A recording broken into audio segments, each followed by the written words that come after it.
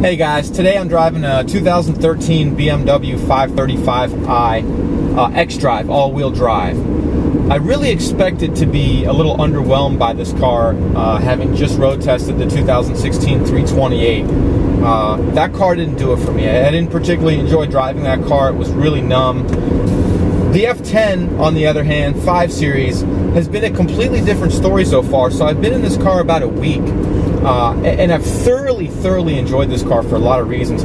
First of all, it doesn't feel like a big 3 Series. It feels like a small 7 Series. And I really dig that this one feels a lot more luxurious, a lot more buttoned down. It's a lot quieter. The construction feels a lot more solid than the 3. And it's just really not, you know, what I expected. I expected kind of a larger 3 Series, same numb steering, same kind of interior and all that, but they've really done a lot to differentiate the 5 and the 3. And again, it's more like a small 7 to me, and it should be for $65,000 as-tested price.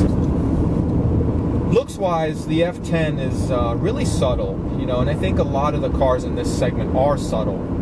Maybe not so much the E-class, which is getting pretty bold in design. The C-class and E-class are really starting to look pretty awesome. But the A6 and the BMW, I think they attract a younger crowd, and that particular crowd doesn't like loud. So they do some cool subtle touches like the LED lights and all that stuff.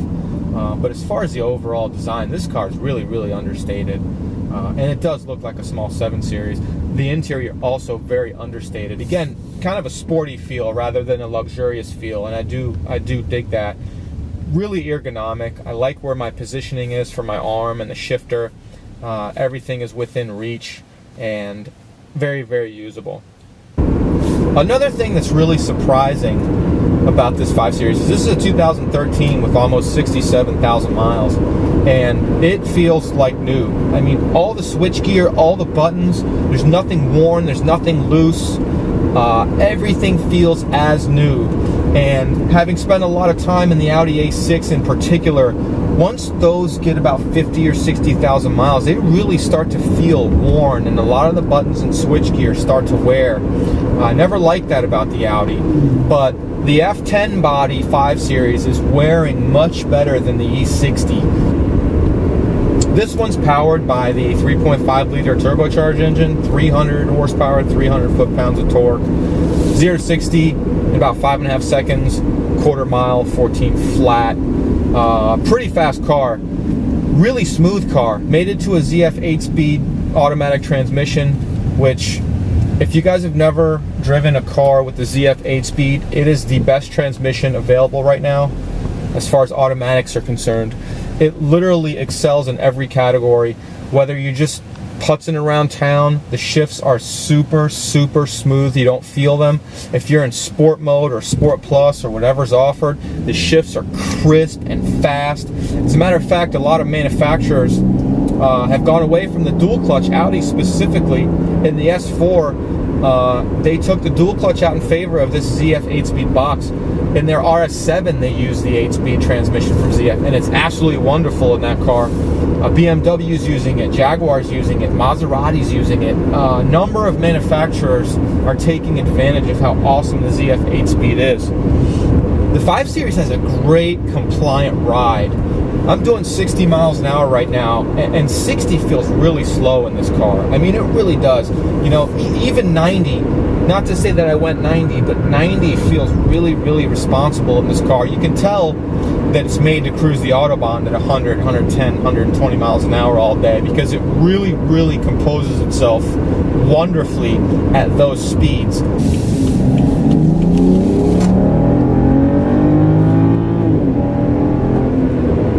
This is a super competitive segment.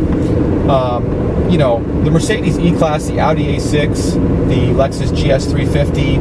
I mean, Hyundai's got the Genesis. There's so many big players in this particular segment. It's hard to stand out, and they're all great cars. They all excel in their own right, and I don't think you can go wrong choosing any of them. But I am super impressed at the F10 5 Series. It is available in a 4-cylinder turbo. You can get the 528. It's 240 horsepower. It's the same engine that's in the 3 Series, the 328. And you can also get a 4.4 liter V8 that's got 450 foot-pounds of torque, and then of course the M5. The first F10 I drove, as a matter of fact, was the M5, and that thing is just crazy, man. But the thing I noticed about the F10 again was the build quality and how solid everything felt. That's what was really impressive, especially coming out of a bunch of E60s. That generation, again, didn't age so well. It's also really economical. I mean, I'm averaging 24.5 mpg in this car, and I've got my foot in it a lot. I think BMW quotes 20 city, 30 highway, which I think I could easily achieve 30 highway. I've been driving it for a week now, mixed use. Again, numbers about 25. The 2.8 liter, supposedly 35 mpg on the highway. Those are really, really efficient. And the 4.4 liter, I'm not sure. I just don't know that I need that kind of power in this type of car.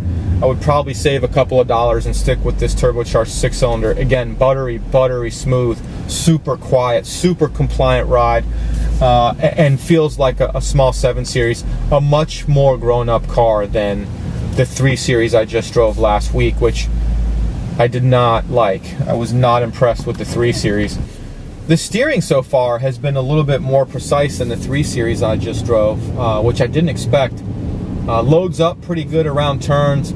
It does plow, which is very un-BMW like, but this is a big heavy car. It's 42 or 4,300 pounds. I mean, expected a little bit of plow, but that's only when you're really hustling this thing, you know.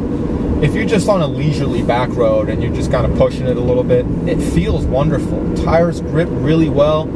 Again, the ride is really good, especially with run flats. I know a lot of people complain that run flats are hard and they don't ride well, but in the 5 Series, they work awesome. This really is a great handler for a big car. I mean, if you're breaking this thing loose, you're rolling, and you can feel the limits. It's very progressive. If you're in the market for a mid-size luxury sedan, definitely go drive the 5 Series. And even if you're buying CPO pre-owned, I think the F10 is going to wear really well. Again, this one's got 67,000 miles and feels super buttoned down and feels like brand new. So when you're going to drive the E-Class and all the other usual suspects, definitely stop by BMW, drive one of these. I think you'll enjoy it. That's all I got for you guys today. Peace.